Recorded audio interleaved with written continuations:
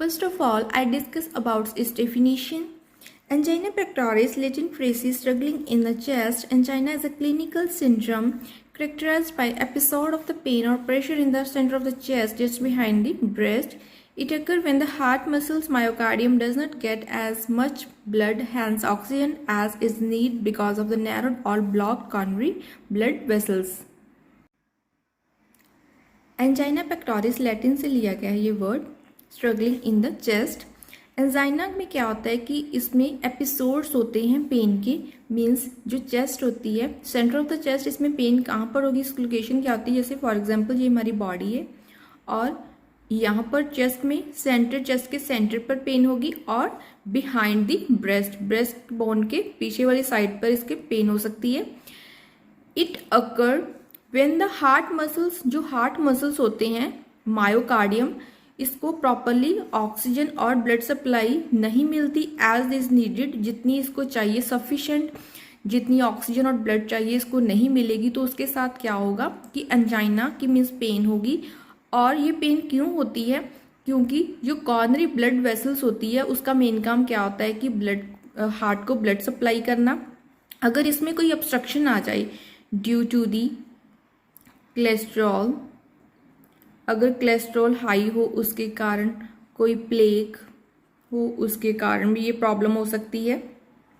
Fatty substance inner side जो होती है कॉर्नरी आर्टरी उसमें स्टक हो जाए उसके कारण भी एक प्रॉब्लम हो सकती है। Means accumulation of the plague, fatty, cholesterol in the coronary blood vessels. Coronary blood vessels क्या करती है, हार्ट को ब्लड सप्लाई देती है। अगर इसमें कोई प्रॉब्लम हो, इसमें कोई एक्यूमुलेशन हो जाए फैटी सब्सटेंस की, तो वो क्या हो जाएगी, नैरो हो जाएगी, ब्लॉक हो जाएगी। अगर वो ब्लॉक होगी तो प्रॉपरली ब्लड सप्लाई या ऑक्सीजन सप्लाई नहीं मिलेगी। जो हार्ट के मसल्स होते हैं अगर उनको प्रॉपरली ब्लड सप्लाई नहीं मिलेगी तो पेशेंट को एंजाइना की प्रॉब्लम हो सकती है, मीन्स सीवियर पेन हो सकती है पेशेंट को इन द चेस्ट और बिहाइंड द ब्रेस्ट।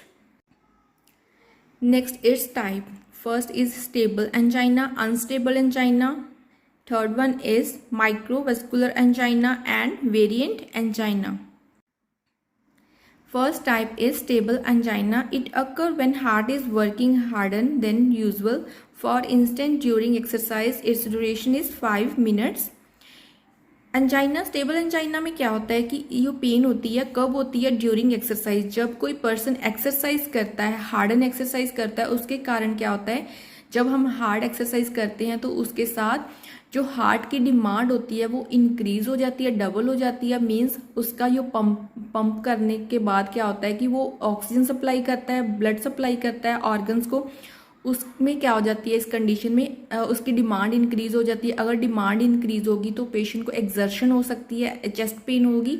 इस कंडीशन को हम बोलते हैं स्टेबल एंजाइना। और ये पेन जो होती है कितने टाइम के लिए होती है, just for 5 minutes. It has a regular pattern. ये जो एंजाइना की प्रॉब्लम होती है स्टेबल एंजाइना, ये रेगुलर पैटर्न होता है। इसमें जो पर्सन को ये पेन होती है वो मंथ और ईयर्स तक चलती है। इसके सिम्टम्स जो होते हैं वो रिलीव हो जाते हैं। कब होते हैं, जब पेशेंट रेस्ट करेगा प्रॉपरली और मेडिटेशन लेगा, मीन्स मेडिटेशन करेगा, मेडिसिन लेगा, उसके साथ क्या होगा कि पेशेंट की पेन जो होती है रिलीव हो जाएगी। Second type is unstable angina. It does not follow a regular pattern and usually occur during rest. जो अनस्टेबल एंजाइना होती है उसमें क्या होता है कि ये रेगुलर पैटर्न नहीं होता। इसमें जो पेन होती है रेस्ट के टाइम ये डिक्रीज नहीं होती। ये जो पेन होती है काफ़ी लंबे समय से होती है, 5 मिनट्स के बाद भी ये प्रॉब्लम होती रहती है।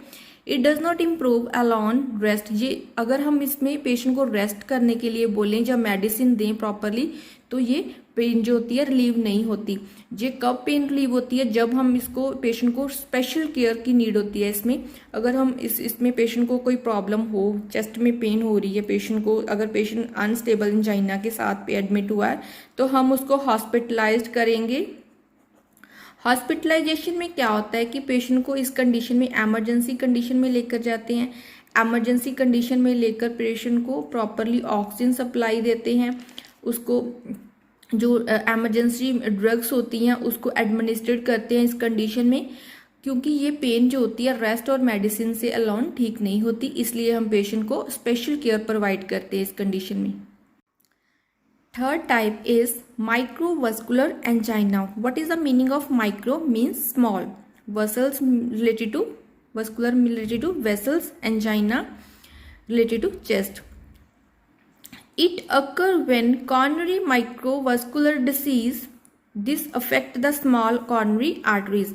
इसमें क्या हो जाता है कि जो कॉर्नरी माइक्रोवेस्कुलर डिसीज अगर किसी को हो तो ये एंजाइना की प्रॉब्लम उस कंडीशन में होती है, और ये मोस्टली किसको इफेक्ट करती है? जो स्मॉल कॉर्नरी आर्टरीज होती हैं, मींस जिसमें स्मॉल अमाउंट में ब्लड की सप्लाई जाती है हार्ट के मसल्स को, उसमें ये कंडीशन होती है माइक्रोवेस्कुलर एंजाइना। माइक्रोवेस्कुलर एंजाइना में क्या होता है कि पेशेंट को चेस्ट पेन होगी, पेशेंट को फटीक फील होगी, लो एनर्जी होगी, पेशेंट की वीकनेस के कारण पेशेंट को लो एनर्जी होगी, वो किसी के चीज़ में इंटरेस्ट नहीं देगा।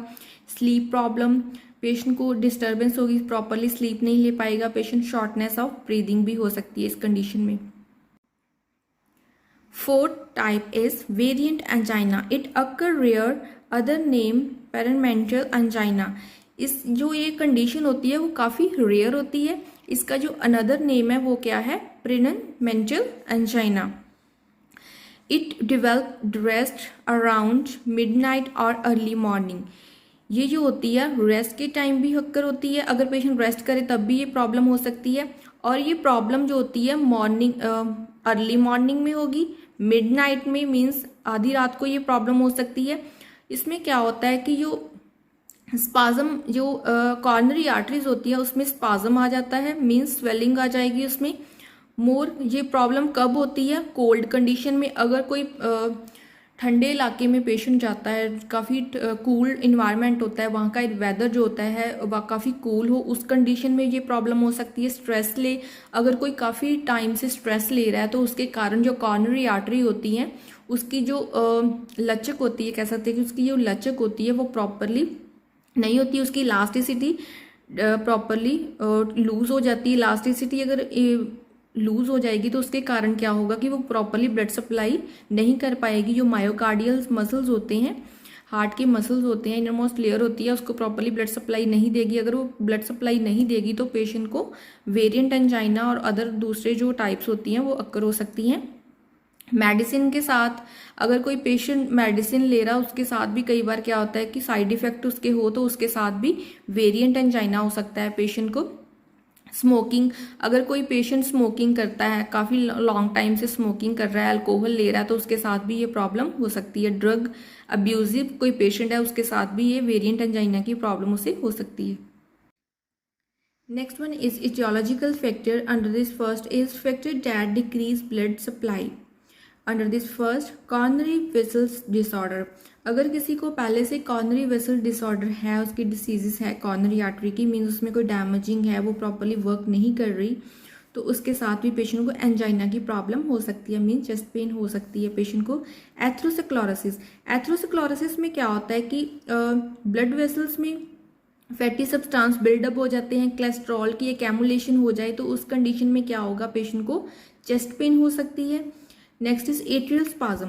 एट्रियल स्पाज्म में क्या होता है कि जो आर्टरीज होती हैं उसमें कंस्ट्रिक्शन आ जाए, टाइटनेस हो जाए, उसमें नैरोइंग हो जाए किसी कारण, कोलेस्ट्रॉल के कारण, फैट के साथ, किसी भी कैमुलेशन के साथ किसी नैरोइंग हो जाए, स्वेलिंग आ जाए चाहे, उसके कारण भी एंजाइना की प्रॉब्लम हो सकती है पेशेंट को। कॉर्नरी आर्टरीज आर्ट्राइटिस, आर्ट्राइटिस में क्या होगा कि इस इन्फ्लामेशन और इन्फेक्शन हो सकती है। पेशेंट की जो कॉर्नरी आर्टरीज होती हैं उसमें क्या हो जाएगी, इन्फेक्शन और इन्फ्लामेशन, उसके कारण में एंजाइना पेक्टोरिस की प्रॉब्लम पेशेंट को आ सकती है। नेक्स्ट इज इसमें सेकेंड है सर्कुलेटरी डिसऑर्डर। सर्कुलेटरी डिसऑर्डर में हम कह सकते हैं जितनी भी हार्ट रिलेटेड डिसीज होती हैं वो अगर पेशेंट को पहले से हो, कार्डियक प्रॉब्लम हो, जैसे कार्डियक अरेस्ट हुआ हो, पहले पेशेंट को हाई ब्लड प्रेशर रहता हो, चाहे पेशेंट की कॉर्नरी आर्टरी कोई डिसीज हो पेशेंट को, उसके साथ भी ये प्रॉब्लम हो सकती है। इसके अंडर आते हैं जैसे हाइपोटेंशन की प्रॉब्लम है पेशेंट को, एओर्टिक स्टेनोसिस है। एओर्टिक स्टेनोसिस में हम कह सकते हैं कि उसकी नैरोइंग हुई है। जो एओर्टिक क्या करते हैं कि जब लेफ्ट जो फोर्थ वेंट्रिकल होता है उसमें जितना भी ब्लड होता है, ऑक्सीजनेटेड ब्लड होता है जो, उसको क्या करते हैं ये एओर्टिक पूरी बॉडी में जर्नलाइज करते हैं। अगर इसमें कोई स्टेनोसिस आ जाए तो ये इसमें क्या होता है कि पूरी बॉडी में ब्लड प्रॉपरली नहीं जाएगा, तो उसके साथ पेशेंट को एंजाइना की प्रॉब्लम हो सकती है। एओर्टिक इनसफिशिएंसी, अगर जो एओर्टिक का नॉर्मल फंक्शन है वो ना करे, नॉर्मल फंक्शन क्या होता है कि उसका वो पूरी बॉडी को ब्लड जर्नलाइज करता है। ब्लड में क्या होती है, ऑक्सीजन, मीन्स उसके दो काम होते हैं। वो एक तो ब्लड सप्लाई करता है, दूसरा क्या करता है, ऑक्सीजन की सप्लाई करता है। वो ऑक्सीजन और ब्लड कहाँ से लेता है, लेफ्ट वेंट्रिकल से। जितना भी ऑक्सीजनेटेड ब्लड होता है वो एओर्टिक के थ्रू कहाँ जाता है, पूरी बॉडी में जर्नलाइज होता है। इस कंडीशन में क्या होता है कि अगर उसको एओर्टिक इनसफिशिएंसी है, मीन्स उसका एओर्टिक का फंक्शन नॉर्मली नहीं है, उसमें कोई स्टेनोसिस आ गई है, तो उसके कारण भी एंजाइना की प्रॉब्लम हो सकती है। ब्लड डिसऑर्डर, अगर किसी को प्रीवियस हिस्ट्री ब्लड डिसऑर्डर की है तो उसके साथ भी ये प्रॉब्लम हो सकती है पेशेंट को। जैसे अनीमिया, पेशेंट का जो HB लेवल है वो नॉर्मल नहीं है, जितना नॉर्मली चाहिए उतना नहीं है पेशेंट में, lack of HB in the body, उसके साथ भी ये प्रॉब्लम हो सकती है। हाइपोक्सीमिया, जैसे कि ऑक्सीजन की अगर उसको डेफिशिएंसी है तो उसके कारण भी ये प्रॉब्लम हो सकती है एंजाइना पेक्टोरिस की। पॉलीसिस्थीमिया में क्या होता है कि पॉली मीन्स मोर, जितना उसका नॉर्मल लेवल होता है, मीन्स इसमें क्या होता है कि normally increase concentration of the HB in the blood में क्या होगा, HB की जो कंसंट्रेशन होती है वो एबनॉर्मल हो जाएगी, मीन्स ज़्यादा हो जाएगी, जितनी चाहिए उससे ज़्यादा हो जाएगी, तो उसके कारण भी क्या होगा, एंजाइना पेक्टोरिस की प्रॉब्लम हो सकती है पेशेंट को। Next factor that increase demand, किन कंडीशन में इंक्रीज होती है demand. First one is increase cardiac output, अगर किसी की कार्डियक आउटपुट इंक्रीज है, मीन्स जो हार्ट है वो मोर पंप कर रहा है, मोर अगर पंप जितना पंप करेगा उतना ही वो जर्नलाइज करेगा ब्लड को।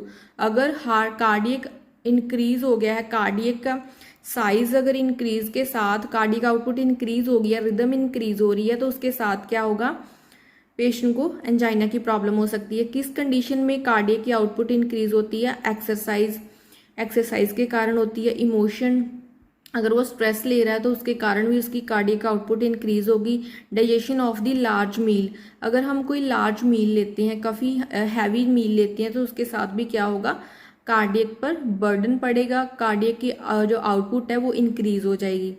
Next is increase myocardial need for oxygen, किस कंडीशन में मायोकार्डियल की, जो मायोकार्डियल क्या होते हैं कि इनरमोस्ट लेयर होती है हार्ट की, वो अगर उसकी डिमांड ऑक्सीजन की इंक्रीज कर जाए, किस कंडीशन में होती है इसकी डिमांड इंक्रीज, अगर मायोकार्डियल डैमेज हो जाए, मायोकार्डियल प्रॉपरली फंक्शन ना करे। मायोकार्डियल क्या करती है कि हार्ट को पंप करने में हेल्प करती है, ये इनरमोस्ट लेयर होती है हार्ट में, अगर इसमें कोई प्रॉब्लम आ जाए तो हार्ट प्रॉपरली पंपिंग करना इनसफिशिएंसी हो जाएगी, उसमें पंप नहीं करेगा प्रॉपरली।